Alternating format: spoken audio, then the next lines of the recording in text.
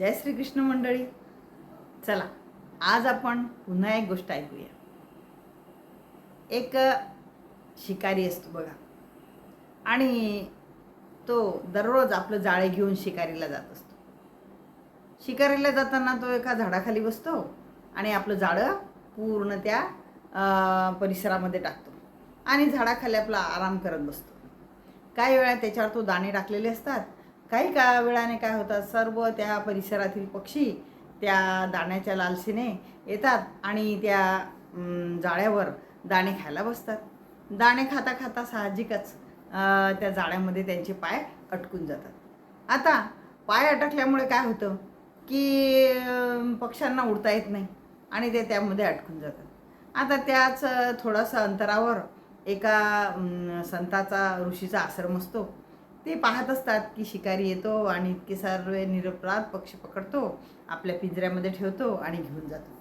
मग त्यांना त्या पक्ष्याची दया येते की अरे, हे पक्षी रोजच पकडले जातात.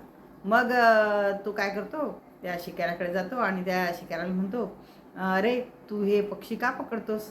यामुळे हे किती या त्रासात पिंजऱ्यात राहावं लागतं त्यांना, किती त्यांना दुःख होत असेल. तो म्हणे, नाही म्हणे बा, मी शिकारी आहे आणि माझा हाच व्यवसाय आहे म्हणे. तुम्ही कसं म्हणे तुमचं पूजा अर्चना ध्यानधारणा यामध्ये वेळ घालवता, हा तुमचा व्यवसायच आहे म्हणे एक प्रकारे, तसा माझा हा एक व्यवसाय, मी काही तो सोडू शकत नाही म्हणे. त्यामुळे नाईलाज होतो ऋषीचा. मग त्याला म्हणतात, ठीक आहे म्हणे बा, असं कर, तू आज एक हा पोपट मला दे म्हणे याच्यातला. म्हणे ठीक आहे बा, एक पोपट मी तुम्हाला द्यायला तयार आहे. आणि मग तो एक पोपट आपल्या ऋषीला देऊ टाकतो. आता ऋषी तो पोपट घेतात आणि आपल्या घरी जातात. त्याला एका चांगल्या ठिकाणी फळं वगैरे खायला देतात आणि दिल्यानंतर ते त्या पोपटाला शिकवतात, एक गाणं शिकवतात ते त्याला, की शिकारी येईल येईल, दाना टाकील टाकील, दाना तू खाऊ नको, जाळ्यामध्ये अटकू नको. आता पोपट असतो, पक्क पाठ करतो मस्त, शिकारी येईल येईल, दाना टाकील टाकील, दाना तू खाऊ नको, जाळ्यामध्ये अटकू नको. झालं. एकदम पद्धतशीरपणे तो ते गाणं ऐकून घेतो, पाठ करून घेतो. मग ऋषीला वाटते, अरे वा, काय आनंद होतो, चला हा शिकला, आता याला सोडलं म्हणजे याचे भाऊबंद सगळे हे गाणं शिकून घेतील. आणि म्हणून ते त्याला सोडून देतात. जसं त्याला सोडतात तसं तो झाडावर जाऊन बसतो आणि पोपट असतो, ते गाणं गात राहतो. गाणं गात राहतो. त्याचे मित्र, त्याचे सोबती, त्याचे इतर जाती बांधव हे सर्वजण हे गाणं शिकून घेतात. मग ऋषीला खूप आनंद होतो. सगळे पक्षी केव्हाही तेच गाणं रटत असतात आणि या झाडावरून त्या झाडावर फिरत असतात. आता ऋषीला आनंद होतो, चला आता कोणी या जाळ्यामध्ये अटकणार नाही. झालं. काही दिवसांनी परत शिकारी येतो, आपलं मस्त जाळं टाकतो. टाकल्यानंतर त्याला ऐकू येते पक्ष्यांचं गाणं, अरे शिकारी येईल येईल, दाना टाकील टाकील, दाना तू खाऊ नको, जाळ्यामध्ये अटकू नको. आता शिकारी एकदम नाराज होतो, अरे आता कसं, आता तर आपल्या जाळ्यामध्ये एकही पक्षी बसणार नाही. मग तो थोडासा नाराज होतो, पण आपला नेहमीचा उद्योग, जाऊ द्या म्हणे बुवा, आता आलोच आहे तर जाळं टाकून पाहू, आलं तर आला एखादा पक्षी, असं म्हणून तो आपलं जाळं मस्त पसरून टाकतो, त्याच्यावर दाणे वगैरे टाकतो आणि आपला झाडाखाली नेहमीप्रमाणे झोपून जातो. झोपल्यानंतर त्याला काही तासांनी त्याला जाग येते. जाग आल्यावर पाहतो तो जाळ्यावर असंख्य पक्षी बसलेले असतात, दाणे खात असतात आणि दाणे खात असताना सुद्धा हेच म्हणत असतात, शिकारी येईल येईल, दाना टाकील टाकील, दाना तू खाऊ नको, जाळ्यामध्ये अटकू नको.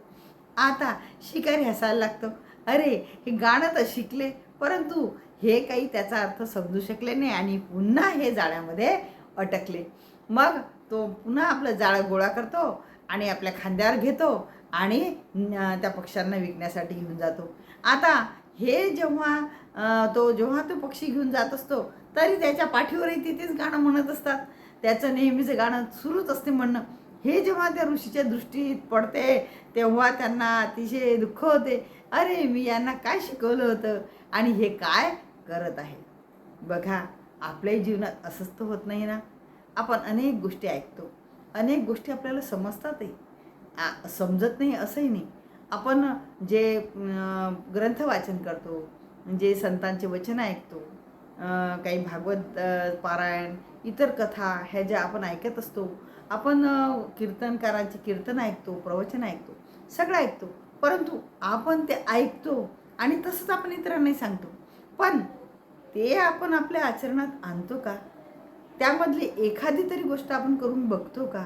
जर आपण त्यातील एखादी गोष्ट जरी आपल्या प्रत्ययाला आणण्याचा प्रयत्न केला, ती गोष्ट आपण शिकण्याचा प्रयत्न केला, ती गोष्ट चिंतन करण्याचा प्रयत्न केला, त्या गोष्टीवर विचार करून आपण यापासून काय मतितार्थ घेऊ शकतो, आपण आपल्या जीवनामध्ये याचा कसा वापर करू शकतो, याचा आपण थोडा जरी विचार केला, थोडं जरी चिंतन केलं आणि काही काही 2 पावलं का होईना आपण त्याप्रमाणे टाकण्याचा जर प्रयत्न केला, तर नक्कीच त्या संतांनी सांगितलेलं त्यांचा आपल्यामध्ये काहीतरी आचरण वर्तन बदल जर झाला, तर त्याचं सांगणं हे फायदेशीर होईल. नाहीतर जसं त्या पोपटाला त्या ऋषीने शिकून काही उपयोग झाला नाही, तसंच इतर संत मंडळी, इतर ज्या गोष्टी आपण ऐकून सुद्धा आपल्या वर्तन बदल जर घडून आला नाही, तर आपलं ते ऐकणं काहीही अर्थपूर्ण राहणार नाही. आणि म्हणून आपण थोडंसं ऐकावं, त्यावर विचार करावा आणि त्याप्रमाणे वागण्याचा प्रयत्न करावा. एवढंच मी या गोष्टीतून सांगू शकते. राधे राधे.